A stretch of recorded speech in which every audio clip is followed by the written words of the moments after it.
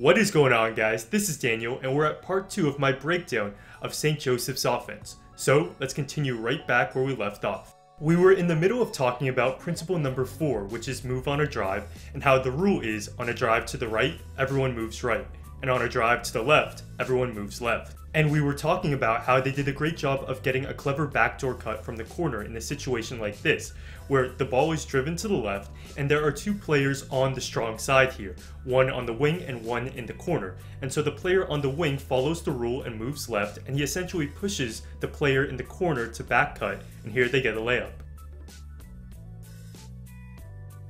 And they got this exact cut from the corner all the time, and here they get the cut and then they play nicely off of it.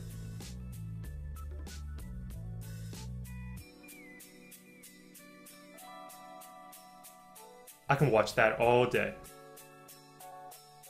And what I like about this cut is that the ball handler doesn't really need to beat his man. So here the guard gets to just about the foul line. He certainly hasn't driven by his man, but he's driving left, and that alone triggers the cut from the corner, and the defender gets confused. Another play that this rule encouraged is something called the fill behind pass, which they executed well. So here the ball handler drives left, and we see that with everyone moving left, there is a player filling right behind the drive. And this gives the ball handler an option to reverse pivot in the lane and throw a controlled, risk-free pass back on top.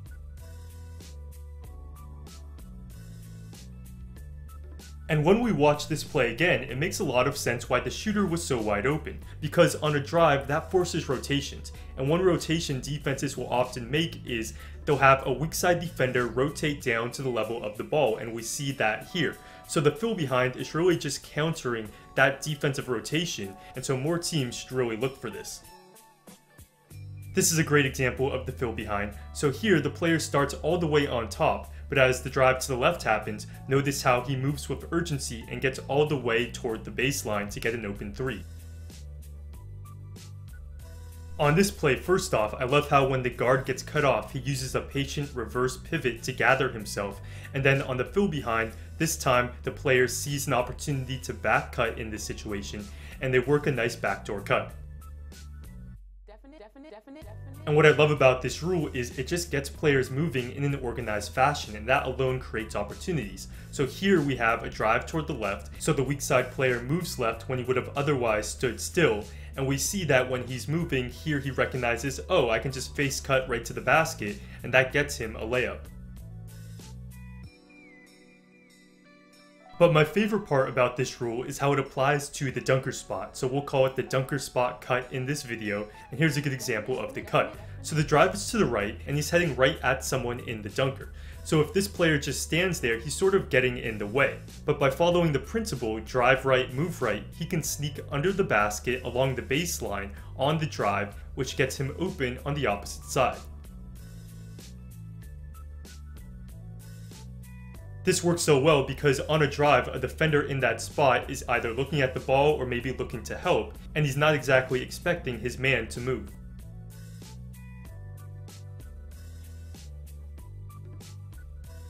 Now it should be noted that while most of the time this rule should be followed, there are a few circumstances where it's actually best not to follow the rule. So here's one example where we have a drive toward the right, and if we simply follow the rule, the player in the dunker spot should head to the corner. But if we look at this situation, it's a pretty clear 2-on-1, and with the ball being driven toward the other side of the basket, it makes sense for the player in the dunker to simply stay where he's at and receive the dump-off pass. Nothing wrong with that.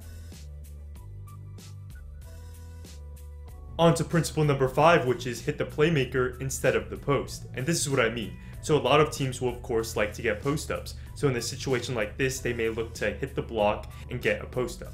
But what St. Joe's likes to do instead is they'll get it to that player in what they call the playmaker spot, which is in the mid-post area towards the baseline.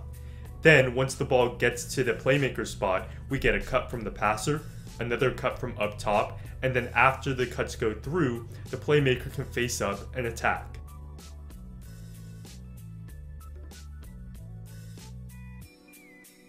They can hit the playmaker anytime during a possession, so here they swing it across the top, then they hit the playmaker spot, and on this play they score off the second cut.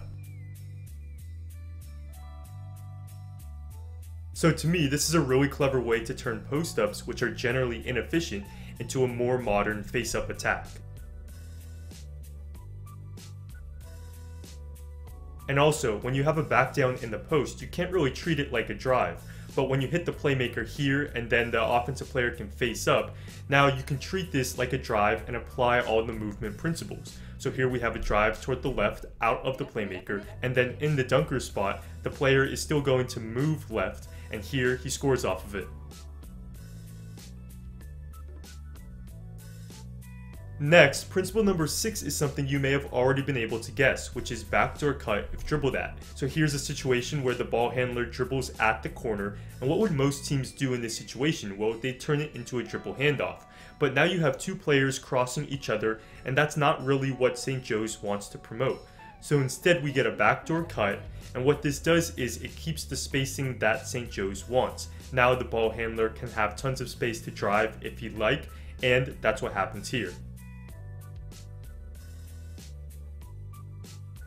So to summarize, what St. Joe's does is pretty unique. They run no set plays, no pick and rolls, and then they play out of principles. These were 6 of the biggest ones that I saw when watching their film, and we see that they have 5-out spacing, positionless basketball, they pass and cut, they move on a drive, they hit the playmaker spot instead of the post, and they backdoor cut if dribbled at. Let's briefly go over some key discussion points that I may not have gotten to. So first off, this modern offense generates shots at the rim and catch and shoot shots, which are efficient shots, and they don't generate many post-ups or off the dribble jumpers, which are the less efficient shots. Also, defenses can't switch to slow down the offense because they set no ball screens and few off-ball screens. This is a big deal because switching has increased in popularity, and against a lot of teams it can really hamper the offense. And a team like St. Joe's doesn't necessarily have the pieces to attack switches with great success. So what's the solution? Simply set fewer screens. Also, this offense does favor players with a perimeter skill set, which is certainly where basketball is heading, though I guess you could argue that that's one of the flaws of the offense, is that it doesn't really support a screen and roll dive center.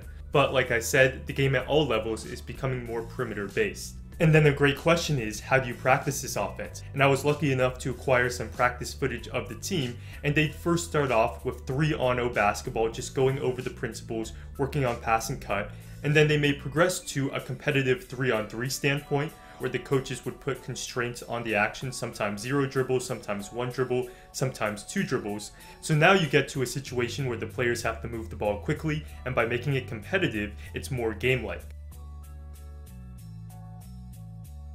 They also do a drill where it's 3-on-3 start with an advantage, so the offensive player has a defender on his hip and he initiates things with a drive. And this works on the principles, moving off the ball, it works on the defense because you have to defend, and also you're getting in some high quality shooting reps. In addition, playing in a free-flowing offense and doing those drills works on the team's passing. So you get a situation where you get to a game and the players are making good fill-behind passes and they're swinging it across the top quick. And then on a drive, they're looking to kick out to the perimeter. That's all built up over time in practice. So relating it all back to the NBA, I just look at this graphic and I see ideas and principles that encourage high-pace offense, that encourage movement, and that encourage spacing. All things that teams should value. So even though St. Joe's is a Division III college, what they're doing should be taken seriously. And of course, let's give credit to these two men. So first off, Noah LaRoche is an independent NBA skills coach, and he's the person who consulted for the team and said, let's not run pick and rolls, let's not run set plays, let's play off principles. And then Rob Santacola is the head coach of St. Joseph's, and he deserves a ton of credit for having the humility to, in one season, scrap his playbook and adopt a new style of play that he didn't even come up with. Not a lot of coaches would have been humble enough to do that. Well, there you have it guys, and at the very least, for 2 videos, we thought outside of the box. We explored some new principles and new ideas, and especially for any coaches watching, I hope these videos were able to add some value. Well, thanks for watching, and I'll see you next time.